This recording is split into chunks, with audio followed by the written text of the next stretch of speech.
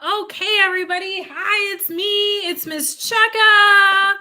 I'm gonna put a special message here in the chat box to Tess, longtime nerd hangout person, nerd, and it's her birthday today. Yay! Happy birthday, Tess! I'm probably gonna have to send you Las Mañanitas, which is the song that we learned from Dancing Home for your birthday. Okay, so today is a big day because in addition to being Tess's birthday, and we love a nerd hangout birthday, it's also the end of our novel Esperanza Rising, which has been such a journey and so good. I can't even get over it. This is a book I thought I had read many years ago, and I had sort of like an opinion about it. And I just, oh my gosh, it has just blown me away on this reading. I love it so much. So let's finish here. We are on page 242, and we just had this wonderful thing happen. And like Esperanza deserves for something wonderful to happen because she's been through so much. But Miguel, her friend, used her money orders and brought her abuelita back, which is so wonderful. So here is abuelita and mama being reunited. Esperanza watched abuelita walk to where mama slept, resting on the makeshift lounge. She was framed by the vineyard, the grapes ripe and ready to drop. Abuelita stopped a few feet from mama and looked at her. A stack of lace carpetas was at mama's side, as well as her crochet needle and thread. Abuelita reached out and stroked her hair, gently pulling the loose strands away from mama's face and smoothing them against her head. Softly, abuelita said, Ramona. Mama did not open her eyes, but said as if she was dreaming, Esperanza, is that you? No, Ramona, it is me, abuelita. Mama slowly opened her eyes. She stared at abuelita with no reaction, as if she was not really seeing her at all.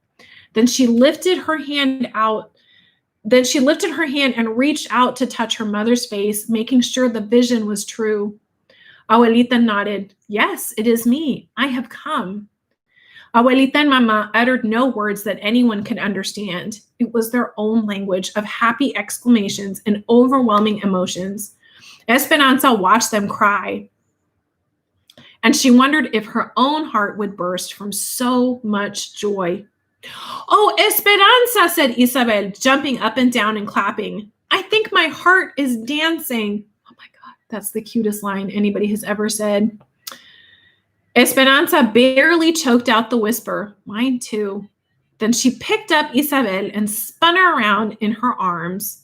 Mama would not let go of abuelita. She scooted over and made abuelita sit next to her and held onto her arms as if she might disappear.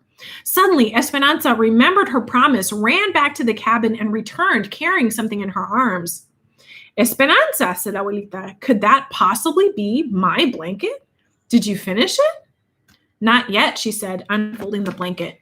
Mama held one end, and Esperanza pulled the other end. It reached, hold on a second.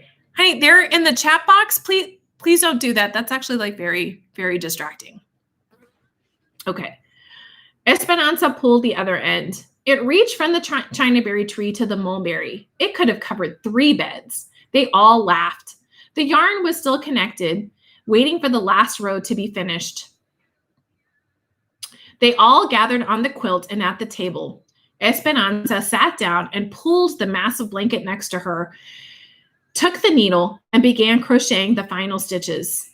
When Mama could finally speak, she looked at abuelita and asked the same thing Esperanza had asked.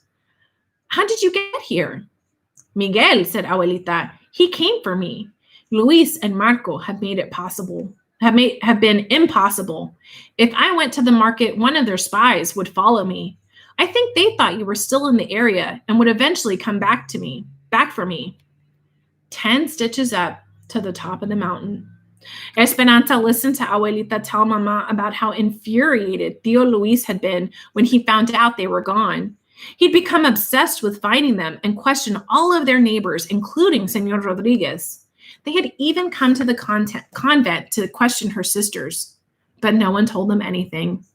Add one stitch. A few months after they left, she'd had a premonition that something was wrong with Mama. The feeling would not let go of her. So she lit candles every day for months and prayed for their safety. 9 stitches down to the bottom of the valley. Then one day, when she had almost given up hope, she had found an injured bird in the garden that she did not think would fly again. But the next morning, when she approached it, the bird lifted into the sky. She knew it was a sign that whatever had been wrong was better. Skip one stitch. Then one of the nuns brought her a note that someone had left in the poor box addressed to her. It had been from Miguel. He suspected that Abuelita was being watched, so he delivered his notes after dark, telling her of his plan. 10 stitches to the top of the mountain. Miguel and Senor Rodriguez came in the middle of the night and took her to the train station. It was all very exciting, and Miguel didn't leave her side once during the entire trip. He brought her all the way here. Add one stitch. He said that Ramona and Esperanza were right. He said that Ramona and Esperanza needed her. He was right, said Mama, her eyes teary again, gratefully looking at Miguel. Mountains and valleys, mountains and valleys. So many of them, thought Esperanza. When a strand of her hair fell into her lap, she picked it up and wove it into the blanket so that all of the happiness and emotion she felt at this moment would go with it forever. When Esperanza told Abuelita their story about all that had happened to them, she didn't measure time by the usual seasons. Instead, she told it as a field worker in spans of fruits and vegetables and by what needed to be done to the land. Okay, I'm going to pause real quick because we have some nonsense happening here in the chat box. So I'm actually going to close this video and then open up another one without the chat box, okay? So first of all, let me just make sure I can see what Tess wrote. Woohoo! All right, guys, I'm going to close this one and then I'm going to open another one real quick, okay?